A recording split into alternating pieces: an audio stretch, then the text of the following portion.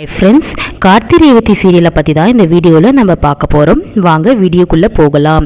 வீடியோக்குள்ளே போகிறதுக்கு முன்னாடி புதுசாக பார்க்குற நண்பர்கள் நம்ம சேனலை சப்ஸ்கிரைப் பண்ணி சப்போர்ட் பண்ணுங்கள். அப்போ தான் நான் போடுற உடனுக்குடன் டீட்டெயில் வீடியோ உங்களுக்கு வரும். இப்போ வாங்க என்ன நடக்குதுன்னு சொல்லிட்டு பார்க்கலாம்.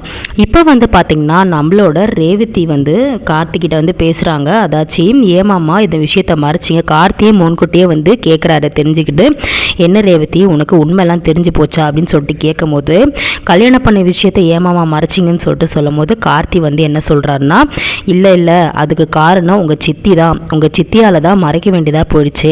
மறைக்கணும்னு சொல்லிட்டுலாம் எனக்கு எண்ணம் கிடையாது அப்படின்னு சொல்கிறாங்க.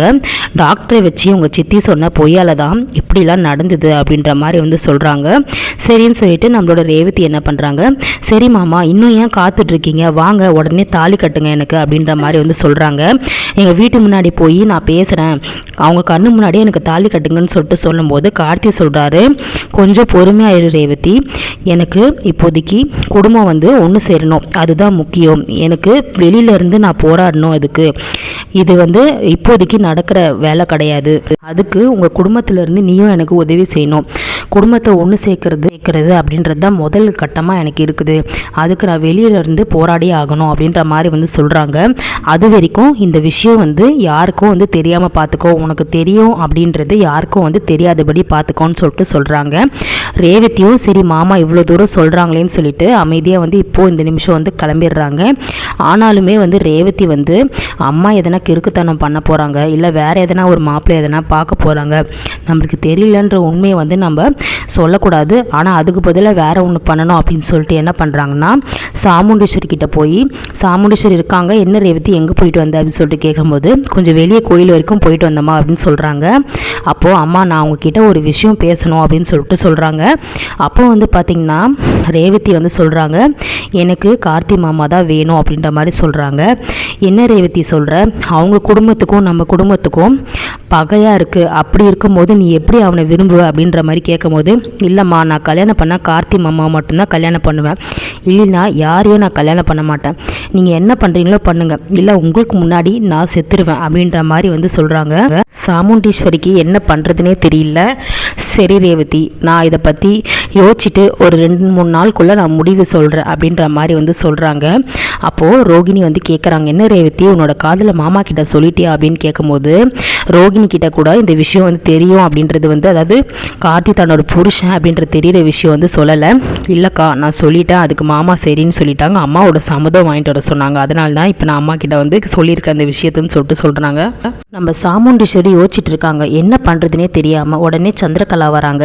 அப்போ பார்த்திங்கன்னா சந்திரகலா என்னக்கா ஏதோ யோசிச்சுட்டு இருக்க, ஏதோ ரேவதி உங்ககிட்ட பேசினா போல், என்ன விஷயம் அப்படின்னு சொல்லிட்டு கேட்கும்போது, இல்லை சந்திரா மனசுக்குள்ளே ரொம்ப வருத்தமாக இருக்குது, குழப்பமாகவும் இருக்குது அப்படின்னு சொல்லிட்டு சொல்லும்போது, அப்படி என்ன குழப்பம் அக்கா அப்படின்ற மாதிரி கேட்குறாங்க. அப்போ இந்த மாதிரி ரேவதி என்கிட்ட அந்த கார்த்தியை தான் கல்யாணம் பண்ணுவேன் அப்படின்ற மாதிரி சொல்கிறா, எனக்கு என்ன பண்ணுறதுனே தெரியல. அக்கா நீங்கள் சொன்ன மாதிரி நீங்கள் பழையபடி ஒரு பிளான் பண்ணுவீங்களே, அது மாதிரி பண்ண வேண்டியதானே, அதெல்லாம் வேலைக்கு ஆகாது சந்திரா, நீங்கள் சாகணும்னு நினச்சிங்களா, உங்களுக்கு பதில் நான் செத்துருவேன் அப்படின்ற மாதிரி சொல்கிறா. அப்படி இருக்கும்போது இப்போ நான் நிலைமையில் என்ன பண்ணுறதுன்னு எனக்கு ஒன்றுமே புரியல அப்படின்ற மாதிரி சந்திரகலாவை கிட்ட சொல்கிறாங்க சாமுண்டீஸ்வரி. சாமுண்டீஸ்வரி சொல்லும் போது சந்திரகலா யோசிக்கிறாங்க. அப்போது நம்ம இந்த பிரச்சனையை எதனா இழுத்து விடலாமா அப்படின்னு யோசிக்கிறாங்க. அப்போது அக்கா நீ ஸ்ட்ரிக்டாக முடியாதுன்னு சொல்லிடுக்கா அப்படின்னு சொல்லிட்டு சொல்கிறாங்க. இப்போ பார்த்திங்கன்னா நம்மளோட கார்த்திகிட்ட ஒரு யோசனை பண்ணுறாங்க. சரி சந்திரகலா வீடு நானே ஒரு யோசனை பண்ணிட்டேன், அதுபடி நான் பண்ண போகிறேன் அப்படின்னு சொல்லும்போது, என்னக்கா சொல்லுக்கா அப்படின்னு சொல்லிட்டு சொல்லும்போது, வெயிட் பண்ண சந்திரா, நான் எல்லாத்தையும் பேசிவிட்டு அப்புறமேட்டு உங்ககிட்ட சொல்கிறேன்னு சொல்லிட்டு நேராக கார் எடுத்துகிட்டு என்ன பண்ணுறாங்க, அந்த ஊர் கோயில்கிட்ட போகிறாங்க கார்த்தியை பார்க்கறதுக்கு. அப்போ கார்த்திகிட்ட கார்த்தி சொல்கிறாரு, என்ன நீங்கள் என்னெல்லாம் பார்க்க வந்திருக்கீங்க இவ்வளோ தூரம், ரொம்ப அதிசயமாக இருக்கே அப்படின்னு சொல்லும்போது, தேவையில்லாமல் பேசாத, நான் ஒரு விஷயத்துக்கோசம் தான் வந்திருக்கேன், அவங்ககிட்ட கொஞ்சம் பேசணும்னு சொல்லிட்டு சொல்கிறாங்க. சரின்னு சொல்லிட்டு கார்த்தி சொல்லுங்கள் என்ன விஷயம்னு சொல்லிட்டு கேட்குறாங்க. அப்போ சாமுண்டீஸ்வரி சொல்கிறாங்க, இந்த மாதிரி நான் வந்து ஒரு விஷயம் சொல்கிறேன், அதுபடி நீ செய்ய முடியுமா அப்படின்னு சொல்லிட்டு சொல்கிறாங்க. சொல்லுங்கன்னு சொல்லிட்டு சொல்லும்போது, மாமா வந்து கலச பூஜைக்கு வரணும்னு சொல்லிட்டு சொன்னியே, உனக்கு வரணும் தானே அப்படின்னு சொல்லும்போது, ஆமாம் எனக்கு வரணும் தான், நான் மட்டும் இல்லை ஊர் மக்கள் எல்லாருமே அதைத்தான் ஆசைப்பட்றாங்க அப்படின்னு சொல்லிட்டு சொல்லும்போது, உங்கள் மாமாவை கலச பூஜைக்கு நான் வர வைக்கிறேன், ஆனால் அதுக்கு பதிலாக நீ ஒன்று பண்ணணும் அப்படின்ற மாதிரி வந்து சொல்கிறாங்க. என்ன அத்தை ஏதோ டீலிங் பேசுகிறீங்களா அப்படின்னு கேட்கும்போது, உங்ககிட்ட இப்படிலாம் பேசணுன்னு எனக்கு அவசியம் இல்லை, எனக்கு ஆனால் வேறு வழி தெரியல அப்படின்னு சொல்லும் போது, ரேவதி என்கிட்ட வந்து உன்னை தான் கல்யாணம் பண்ணிப்பேன், உன் கூட தான் சேர்ந்து வாழ்வேன்னு சொல்லிட்டு ஒத்த காலில் நிற்கிறா அப்படின்னு சொல்கிறாங்க. அதுக்கு நான் இதை தான் பண்ண முடியும், நீ வந்து ரேவதி கிட்ட சொல்லிடு அப்படின்னு சொல்லிட்டு சொல்கிறாங்க. நம்ம கார்த்தி ரேவதி இப்படி சொல்கிறது நல்ல விஷயம் தானே, ஒரு வேளை வந்து ரேவதிக்கு விஷயம் தெரிஞ்சால் அவள் இதைத்தானே சொல்லுவா அப்படின்னு சொல்லும்போது, தேவையில்லாமல் பேசாத, நான் சொல்கிறத மட்டும் நீ பண்ண முடியுமான்னு சொல்லுன்னு சொல்லிட்டு சொல்கிறாங்க. அப்போது மாமா கலச பூஜைக்கு வந்து கலச பூஜையில் வந்து நடத்தணும், அவர் முன்னே இருந்து நடத்தணும்னு நினச்சின்னா ரேவதி கிட்ட உன் மேலே விருப்பம் அப்படின்ற பொய்யை வந்து நீ சொல்லு அப்படின்னு சொல்கிறாங்க. அப்படி நீ சொல்லிட்டினா அதுக்கப்புறம் நீ என்ன கேட்குறியோ, அதாச்சும் உங்கள் மாமா கலச பூஜையில் வர சொல்கிறாருன்னு சொன்னல, அதை நான் பண்ணி கொடுக்குறேன், அதாவது உங்கள் மாமா கண்டிப்பாக கலச பூஜையை வந்து நடத்தி கொடுப்பாரு அப்படின்ற மாதிரி வந்து சொல்கிறாங்க. நம்ம கார்த்தியும் வந்து யோசித்து பார்த்துட்டு நான் சொல்கிறேன்னு சொல்லிட்டு சொல்கிறாங்க. அப்போ யோசிக்கிறாங்க, ரேவதி கிட்ட சொன்னால் ரேவதி எவ்வளோ கஷ்டப்படுவாளோ தெரியலையே, ஆனால் இந்த ஊர் நல்லதுக்காக நம்ம இதை சொல்லி தான் ஆகணும் போல இருக்கேன்னு சொல்லிட்டு கார்த்தி என்ன பண்ணுறாங்க, சாமுண்டீஸ்வரிக்கு வந்து ஃபோன் பண்ணுறாரு. ஃபோன் பண்ணி நீங்கள் சொன்ன மாதிரியே நான் சொல்கிறேன் அப்படின்னு சொல்கிறாங்க. சரின்னு சொல்லிட்டு இப்போதைக்கு நம்மளுக்கு காரியம் வந்து ஆயிருக்கு அப்படின்னு வந்து சொல்லும்போது, சந்திரகலா அக்கா என்னக்கா எங்கேயோ போயிட்டு வந்தேன், என்னதான் விஷயம் அப்படின்னு சொல்லிட்டு கேட்கும்போது, போயிட்டு அந்த கார்த்தியை தான் பார்த்துட்டு வந்தேன், அவனை எதுக்கு, ரேவதி என்கிட்ட வந்து கார்த்தியை தான் வந்து விரும்புகிறேன்னு சொன்னான்ல, அதனால் நான் வந்து ஒரு டீலிங் பேசிட்டு வந்திருக்கேன், இந்த மாதிரி உன்னோட மாமா கலச பூஜைக்கு வரணுன்னா நீ ரேவதி கிட்ட இருக்கிற உறவை வந்து நீ வந்து வேண்டாம் அப்படின்னு வந்து சொல்லணும் அப்படின்னு சொல்லியிருக்கேன், அதுபடி தான் இப்போ அவன் கேட்குறேன்னு சொல்லிட்டு சொல்லிட்டான்.